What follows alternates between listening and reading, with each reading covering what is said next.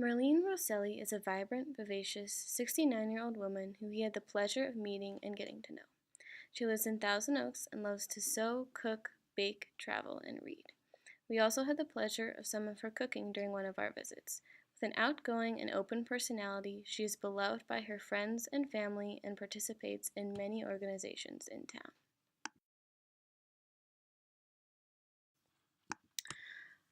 Marlene Rosselli was born in Washington on May 27, 1947, to parents John and Rita Miller.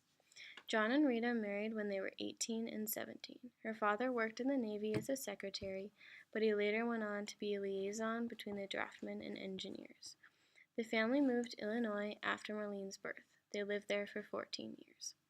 Marlene has a younger brother, Larry Miller, born 15 months after her. They were quite close growing up and didn't fight very much. We were good buddies. We didn't fight like a lot of other kids did. I mean, he got on my nerves. Yeah. No one could flick a towel at your tush better than he could. In 5th grade, Marlene's mother began to work in retail and factory work. She continued to work to support Marlene as she went to college. The family moved to California between Marlene's 7th and 8th grade. She said she felt more at home in California than she did in Illinois. In both 7th and 8th grade, Marlene took a mandatory sewing class. However, when she went to high school in La Puente, she took a semester of sewing and cooking in 9th and 10th grade for fun. Marlene sewed most of her own clothes. Marlene was a sophomore in high school for the John F. Kennedy assassination on November 22, 1963.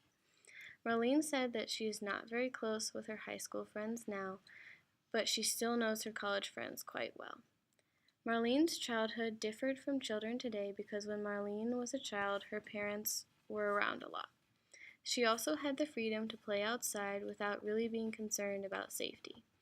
They were more inventive with the games they played because they didn't have electronics. Also, families weren't as spread out as they are now. Her grandparents were around a lot. She would see them at least once a week. She does think that parents now are more positive with their kids. Marlene applied to both Pacific Lutheran and Cal Lu and ended up choosing Cal Lu. At the time, Cal Lutheran cost $2,000 for both tuition, room, and board, compared to the rough average of $54,682 that it costs today.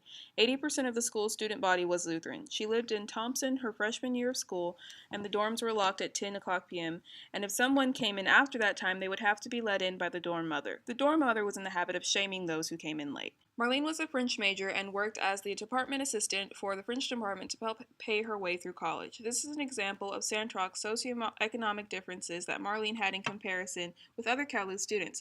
During Marlene's time in college, she viewed the low percentage of African American students being stopped and questioned about what they were doing while driving around in Thousand Oaks. Marlene was a junior in college during the Martin Luther King assassination.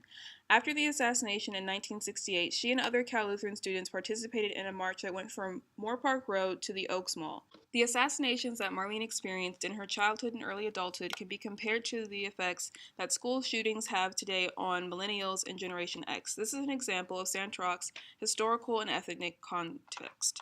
Marlene had shared a lot of great traditions with her friends and roommates while she was in college. When a girl got engaged in the dorm, the group of roommates would pass around a candle, and whoever blew it out was the newly engaged woman. At the time, Cal Lu also had mother-daughter weekends where the mothers would come and spend a weekend with their daughters. She encourages students to find that time in college to be silly with friends and have fun. She and friends also participated in picnics for birthdays. They had a signature pose, the caterpillar pose. She is still very close with college friends. After Marlene graduated from Cal Lutheran, she moved in with a friend and began to teach kindergarten. She and a college friend bought a house together and began to live together, which is another example of Santroc's socioeconomic context. She enjoyed working with children and continued to do so until she made the switch from elementary school to high school. After teaching grade school, Marlene became a Westlake High School French teacher. She loved teaching this age group because of the in-depth conversations they could have. Not only did Marlene teach at Westlake High, she was also the cheerleading coach. While she was at an away game with her cheerleaders, she went to the snack bar to buy some nachos at halftime. To her surprise, she crossed paths with an old friend from high school, who she hadn't seen since her senior year when he left for UC Berkeley. They immediately reconnected, and at age 43 in 1990, Marlene and Jacob were married. She sewed her own bridesmaids' dresses and had a happy life with him. Wow. So, yeah. Were you happy together? Mm-hmm. Yeah. Yeah, we got along amazingly well, and he was funny. He always had me laughing. And he was a good guy, really good guy. Did you guys travel? Because she loved to travel, she spent her breaks traveling to places such as Europe, Africa, Sweden, China, Thailand, Vietnam, New Zealand, and Switzerland. She said she loves France because French is her area of expertise, but the trip that stands out to her the most is her trip to Africa. She didn't think she would like the desert, but once she was there, she had an overwhelming realization. Time and money to do that. But when I went to Africa, I really felt like I'd gone home. It was I felt so at peace there. After teaching and traveling for 38 years, Marlene retired at age 62. She has experienced some occurrences of Sandrock's term ageism. But that whole feeling of competence and like I'm somebody that knows what I'm doing, you know, starts to dwindle after a while when you don't have a context to have that in. And I've had little periods of time since I've been retired, you know, I'm off traveling and doing all sorts of things, but sometimes I get in a situation and I don't feel like anybody's listening to me, or they don't think that I know what I'm talking about, you know what I'm saying? And I just, at first it bothered me, but now I just go, well, they don't know me.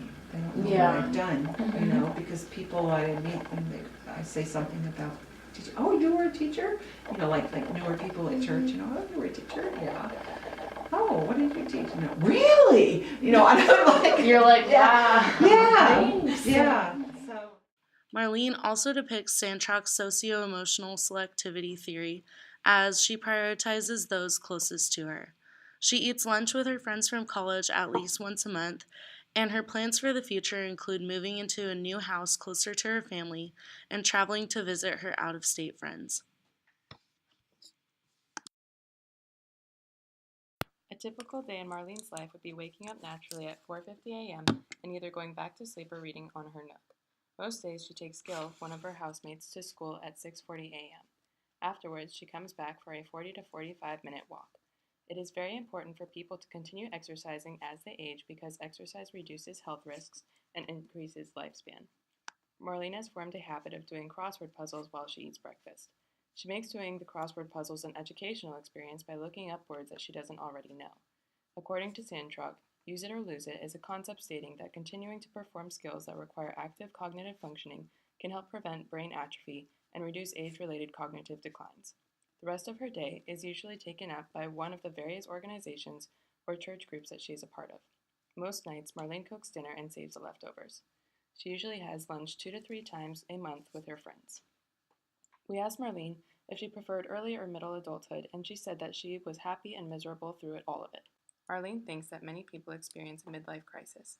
She said that the first part of your life is looking forward, but then you get to a certain age and you start comparing what you've accomplished and what you thought you were going to get done, and that can be a rude awakening for some people.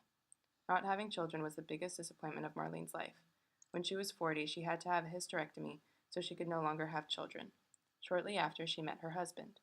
Marlene said the secret to having a successful marriage is learning your partner's love language so you know how to show them that they are appreciated. Her parents were married for 60 years, and certain aspects of their relationship were really positive. But I also saw them kiss and make up.